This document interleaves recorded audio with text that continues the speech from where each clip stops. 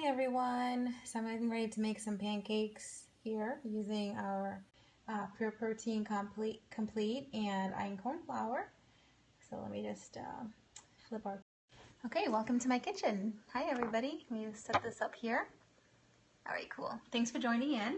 All right, so I'm going to be using our Einkorn Flour, which I started using about 2 months ago.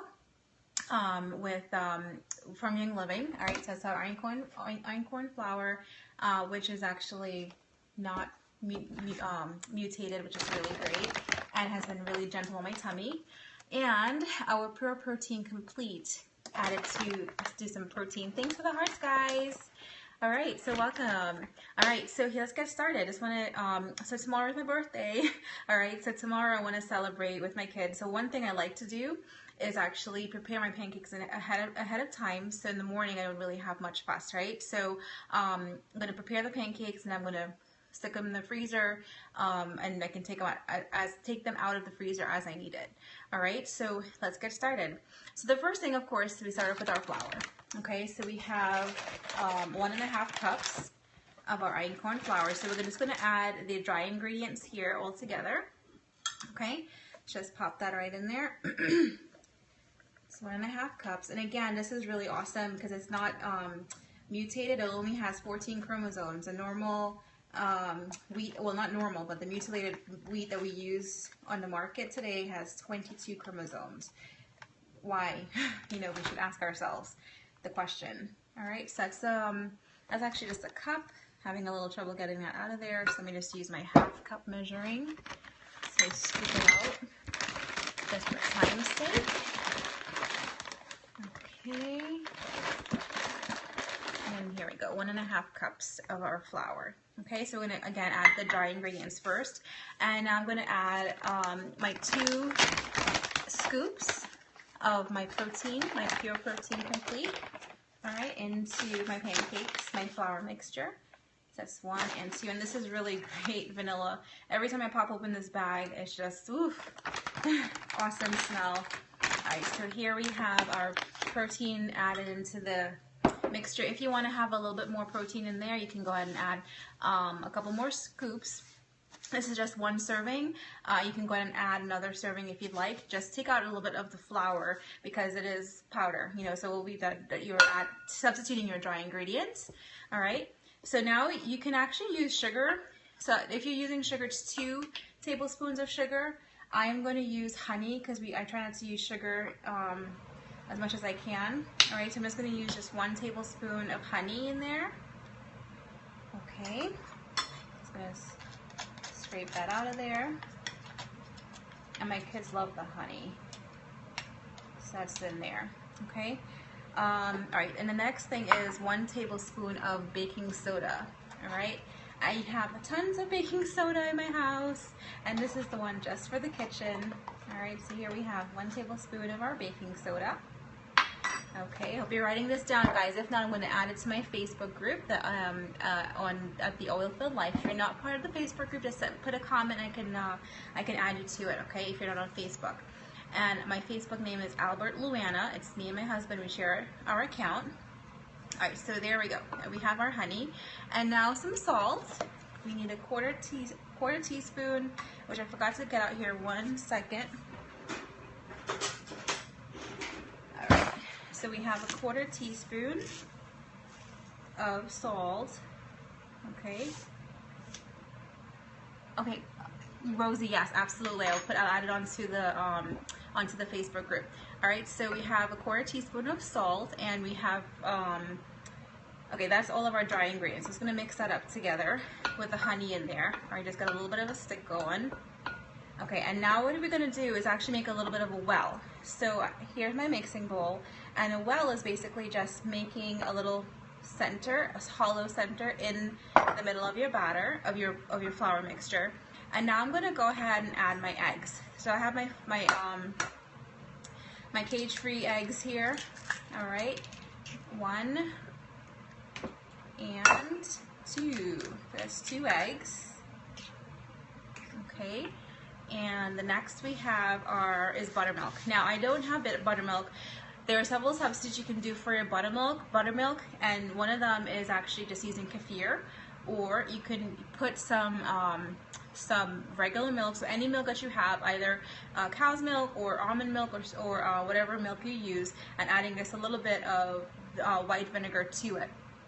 I am going to do, however, if I don't have white vinegar, I'm going to use yogurt, and I would need 1 cup, so pretty much 1 cup of buttermilk in total. So instead of using buttermilk, I'm going to use 3/4 cup of my yogurt. And this is a flavored yogurt, which is blueberries, which is totally fine because I'm going to be adding blueberries to my batter. All right, so here we go. So what you want to do is just do 3/4 cups of your yogurt mixture, of your yogurt, and add 1/4 cup of water. Just going to grab that. So that's basically the ratio. So you have yogurt 3/4 to 1/4 to make your buttermilk. All right, so I'm going to fill it up to the 1/4, to the 1 cup mark, and just mix that around. And that's going to go right in the center of my mixture. And there we go. All right, very easy peasy. I always have yogurt in the house because, yep, it's one of our staples in our home. All right, so here we go. Now I'm just going to add it to the eggs in the middle of the well, all right, of your batter. All right, so that's your buttermilk, aka buttermilk. And now I have my butter and vanilla essence to add in there. All right, so the butter is just 4 tablespoons of butter. So I'm just going to, it's a little bit softened, so it's easy to get in there. All right. No struggling or melting it before I put it in there because it's already a little bit softened. And let me use my knife to speed things up here. All right, so we have, that's 2, 3, and 1 more. That's 4. All right, so we have 4 tablespoons of our butter. And the last thing you want to do now is just add a little bit of your vanilla essence. So I'm going to use 1/8 of a teaspoon of vanilla essence for a little extra flavor. That's in there. Okay, and now you want to mix it up. Mix your batter up a little bit. All right, you want to just crack your egg yolks before you start mixing. And you can use a whisk or whatever. I find using my wooden spoon is just fine. I get a very good consistency of a batter. And then the next thing you want to do after you're done mixing up your batter here, when you have your smooth consistency, is adding in your blueberries. Okay? All right, so that's pretty much it. And then from here, what I like to do, it makes it really easy for me to put onto my, my skillet, is actually just putting my batter, so it should be pourable, pour it right into there, but not too thin, just a little bit thicker.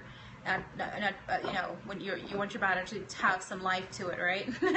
Okay, so just gonna, when I do that, I pour it into the measuring cup, and it's more easy for me to control to pour it onto my skillet. Okay, so here's my batter. It's getting really nice and smooth. I'm loving this texture here. All right, just going to scrape the bowl, get everything in there. All right, so it's a little bit on the thicker side, so I'm just going to add just a teeny weeny bit of water to thin it down a little bit. That wasn't even a teaspoon. Just swirl around, and there we go. A little bit looser texture, consistency, I mean. So we have that going. Okay, now you don't want to stir it around too much, because one thing my grandma always said, once you put your eggs in there, don't stir too much. So there's my batter. You can see the consistency, all right? And that's going to make some thick pancakes for us. And now I'm going to add about 1 cup of blueberries, because we can't have pancakes without blueberries in this house. All right, who's with me with that, right? Gotta have the blueberries. And one last thing I did forget to add is actually my orange oil, all right? So I'm gonna step away for a second, and orange essential oils.